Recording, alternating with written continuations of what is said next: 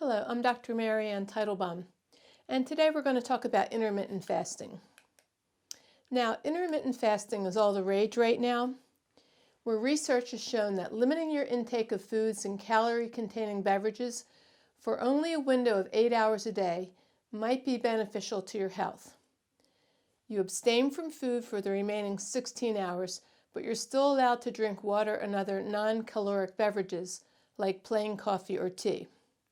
Of course, there are many variations on this theme.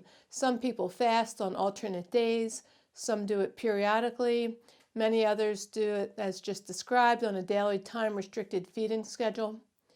And the research shows that it can help you lose weight and lower your blood sugar, among other things. But let's examine this a little further because I'd like to present an argument against intermittent fasting based on the guidance from my teacher and mentor, Vaidya Rama Kant Mishra, who was one of India's foremost Ayurvedic physicians who I trained with for nearly 20 years. Let's start this discussion by talking about the changes that have occurred to our physiology over the last several decades. But first you should know about the 4 types of toxins and the difference in the type of toxins the average modern patient is harboring compared to our counterparts within the last several centuries. Now, the 4 types of toxins that we identify in Ayurveda are Ama, Amavisha, Garvisha, and electromagnetic toxins. Now, here's a quick review. Ama is a cold, clogging toxin. The word Ama refers to food that doesn't fully digest, and it remains as a residue stuck in your intestines, because either the food that you ate was too heavy and/or there might be problems with your digestive tract. Ama is cold and clogs not only the digestive channel, but all the other subsequent physical channels in the body. An example is that you could eat some ice cream and then you would feel a little clogged up in your sinuses, your throat, your lungs. These are all the physical channels, due to the fact that cold dairy is too difficult to digest, and instead it forms a sticky, clogging residue that clogs the body's physical channels. Now, the next toxin is known as Amavisha. This is a very hot, reactive, acidic, and inflammatory toxin, which results when either the ama sits in the digestive tract too long and it ferments, or the food turns into amavisha immediately by a very hot, reactive liver. Now, don't forget, your liver has to process all the food you eat. So if you have a history of either eating processed foods or maybe taking too many pharmaceuticals like antibiotics, too many vaccines, acid reflux medicines, birth control pills, or steroids, for example, the liver becomes very hot and reactive, and then when the food comes in, instead of intelligently processing it the way it's supposed to, it has a temper tantrum on the food and oxidizes it, turning it into amavisha immediately. This very hot reactive toxin, which forms in the digestive tract, can then pave the way for autoimmune diseases and cancer, both of which happen when the insides of the cells are acidic and not alkaline cool the way they're supposed to be. Now, the 3rd type of toxin is known as Garvisha. This type of toxin comes from the outside world, from chemicals, as we expose ourselves to, like in the form of pharmaceuticals or processed foods, air pollution, pesticides, skincare products, for example. The word visha means poison, so both Amavisha and Garvisha, toxins produced from inside the body and those which we're exposed to from outside the body, are both highly acidic, reactive, and hot. So let's keep this in mind as I present my argument against intermittent fasting. Now, the 4th type of toxin is electromagnetic toxins, which come from computers, cell phones, and radiation from cell phone towers, smart meters, and like that. So my next video that I'm going to make will talk about why these types of toxins are harmful and how they react in the body. But for now, it's good to know that these types of toxins are also very hot and dangerous and can also create cancer, which is why we have to limit our exposure to them as much as we can. So now think about this. 3 of these 4 types of toxins, Amavisha, Garvisha, and electromagnetic toxins, are all very hot, acidic, reactive, and inflammatory, capable of causing autoimmune diseases and cancer where the inside of the cells are hot and acidic.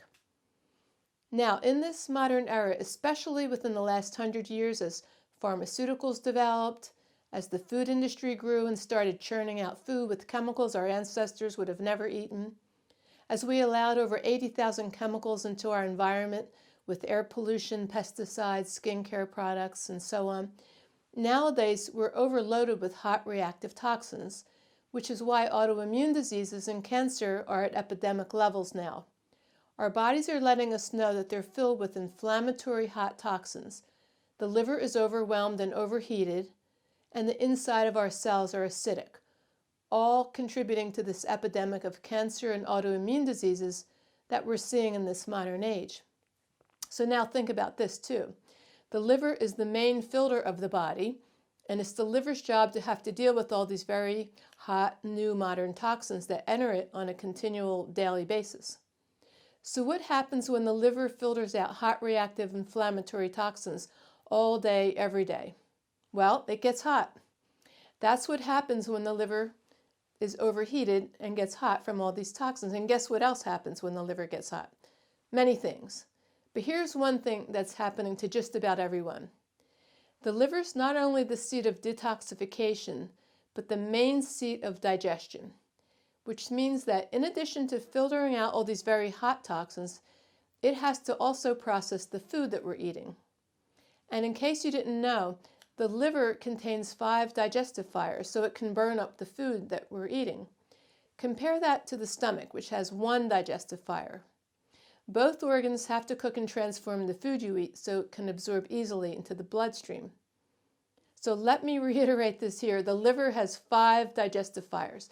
The liver is already a very large organ, the second largest organ in the body, and it's already kind of hot and poised to burn up the food you eat with its 5 digestive fires stoked at all times.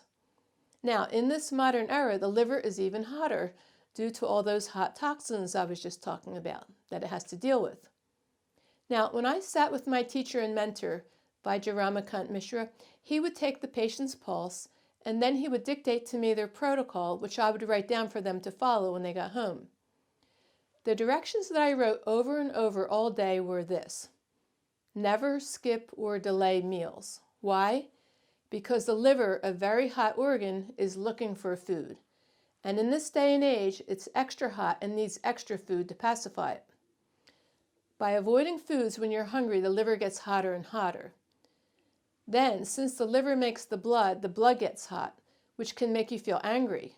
It could give you rashes or digestive upset and many other symptoms. One thing in particular that can happen is that this excess heat, or Agni, as it's known in Ayurveda, can burn the ojas. Ojas is that delicate compound that's produced after all the food you eat travels through all the 7 tissues, which takes about a month, unless it's good quality boiled milk, in which case it turns into ojas immediately. But ojas is produced after the 7th tissue is nourished. And ojas gives you strength and stamina. It gives you immunity to diseases. It's your neurotransmitters and hormones. If there's too much Agni or heat in the liver and blood, you could actually burn the ojas, leaving you with weak immunity or imbalances in your hormones and neurotransmitters, which could upset how you think and feel all day. Now, we see it in children. Just deprive them of food when they get hungry and watch how angry they get as the heat in their liver and blood rises. The problem in America is that the diet is so processed, so toxic and heavy, that just about any change in the diet might make a person feel better initially. So going without food after being overfed food for too many months or years might make you feel better, but over time, as that pitta arises, if you don't stop that practice soon enough, you'll probably create a pitta imbalance, burning your ojas and creating anger, rashes, and furthering your autoimmune tendencies. So think about it when you hear everyone talking about how they deprive themselves of food on a daily basis. And try to stay in touch with your body to see if you think that the prolonged intermittent fasting and depriving your hot liver of food to burn up are starting to impact your health. It's always good to hear the other side of the story. My teacher was a true seer and a great healer. He would always discourage the patient from fasting to regain their health, and instead he gave them warm, nourishing food to eat that's easily digested, so he could both nourish the body and keep the liver happy without overloading the patient with heavy, hard-to-digest food. And it worked. All of our patients described how healthy they felt. While fasting might help initially as you transition to a lighter diet, it might make more sense to nourish your body, mind, and soul and listen to your body's cues when it feels it needs food. It could save you from developing bigger imbalances later on down the road as your liver heats up from continually depriving it of much-needed food. I hope that this information comes in handy as you try various methods to improve your health. Thank you.